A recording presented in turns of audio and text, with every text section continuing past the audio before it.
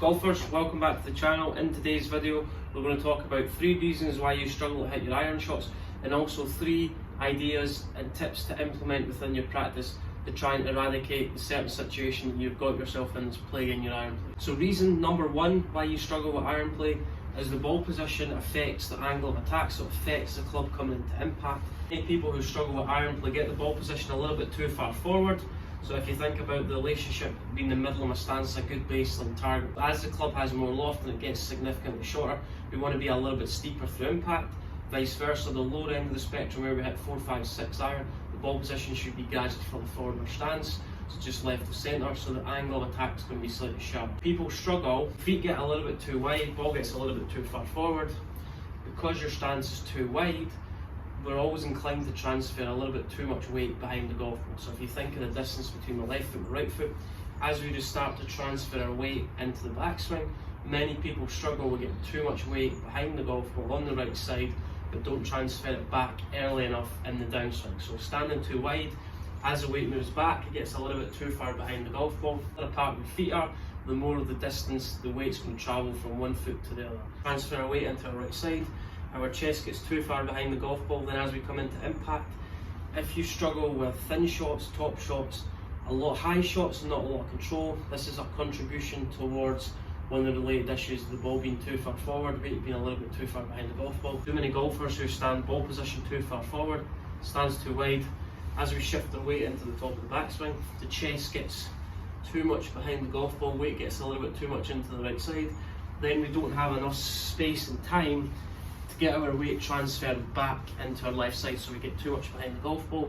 Then as we come back down, we get an impact position where the grip end goes back, and because we've got too much weight behind the golf ball, we don't have enough time to transfer our weight back into our left side, which is going to enable us to make this kind of forward lean in the shaft, and it's going to enable us to make ball turf contact. Don't get the ball position too far forward, don't get the stance too wide, don't get your weight too far behind the golf ball, and also we create an impact position that looks like this. Grip end of the club goes back the way, so grip end of the club's pointing back towards the right hip, and then from there we add lots of loft. This is a guide that's going to future proof your technique. Set up to any shot, we need to establish where the ball position needs to be located in between our feet. That's going to help us improve a little bit more success. Start with your feet together, have our stance a little bit narrower. So how are we going to achieve that? Stand with your feet together, you're going to move your left foot forward, right foot back, so your feet are pretty much in line with your hips and also your shoulders. Don't stand too wide where your feet get outside your hips. You're trying to get your feet in line with your hips and also your shoulders. I encourage you to stay a little bit more centered. Ball position is pretty much just underneath my sternum. That's a great baseline target. If you're still struggling with the club coming a little bit too steep, where we take quite a lot of ground after the ball, try and move the ball a little bit further forward, experiment. If you're still coming a little bit shallow, move it a little bit further back. I'm going to start off with feet together, left foot forward, right foot back, ball slightly in the middle of my stance. Further back the golf ball moves, the more that's going to encourage a path more in to out, which is great for a draw, but don't move it too far back. Keep the ball in the middle of your stance to now, and as you gradually progress to 4, 5, 6 iron, you move the ball halfway in between your left heel and also the middle of your stance. So at the moment, ball position is not concrete, it will move depending on what type of shot you're trying to hit. So ball position now for pitching wedge, sand wedge, 9 iron, 8 iron, 7 iron, in the middle of your stance, underneath the zip on your jacket, or if you're still struggling, just move it a little bit more further forward so it's underneath your left eye. The grip end of the club is pointing on an instep on my left leg. Then from there, as I swing the club back, I just try to feel like my chest stays on the instep of my right foot. Don't sway too much behind the golf ball where my chest gets too far outside my right foot. I'm trying to feel like we stay a little bit more centered. A great drill you can actually implement is start with your feet together. If I swing back and I've got a little bit too much weight behind the golf ball, I'm going to fall over. So it's really trying to encourage your weight to stay in between both feet. It's going to try and encourage your chest to stay more on top of the golf ball. This will feel a little bit more restrictive, but if it feels like that, we've changed something, so we're heading and we're trending in the right direction. Chest is going to go back and forward, and as you gradually see that, your chest moving back and forward, your weight's going to stay more in the middle of your feet. Also, another drill you can use is a step through drill, where you place the golf ball just adjacent to your left foot.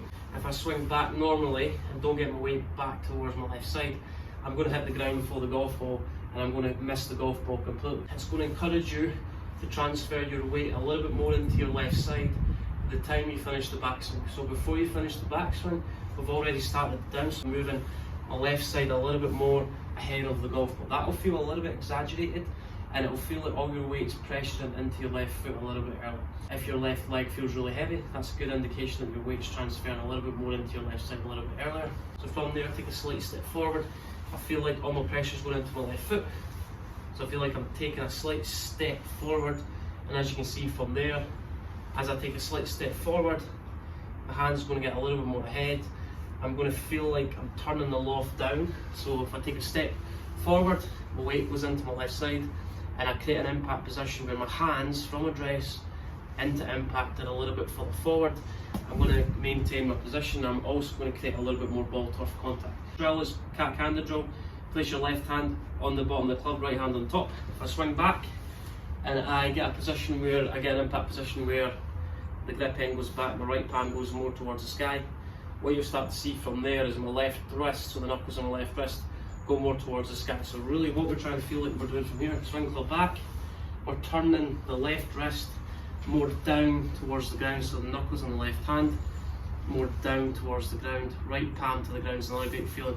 If you're somebody that creates a lot of loft impact where the handle goes back, this left wrist gets in a really extended position. Start off with really exaggerated cat hand as you're going to swing club back, swing club down, really feel like the left wrist, the knuckles of the left wrist go down towards the ground. That is a great feeling. It's going to initiate the hands getting a little bit more ahead, and as you can see from there, the more the knuckles on my left hand go down towards the ground, the more that club face generally gets in a de-lofted position. The more the knuckles on my left hand go towards the sky, as you can see from there, we had lots of loft, face points right. So really what we're trying to do, we're taking the grip end of the club from address into impact, we're moving the grip end of the club further ahead. How do we achieve that? We get the ball a little bit more in the middle of our stance. We try and feel like if our weight transfers a little bit more to the left side a little bit earlier. So by the time you finish the backswing, I already feel like I'm taking a step to the left. So I feel like my left knee is getting a little bit more away from my right knee, and that's going to encourage my hands to get a little bit more ahead.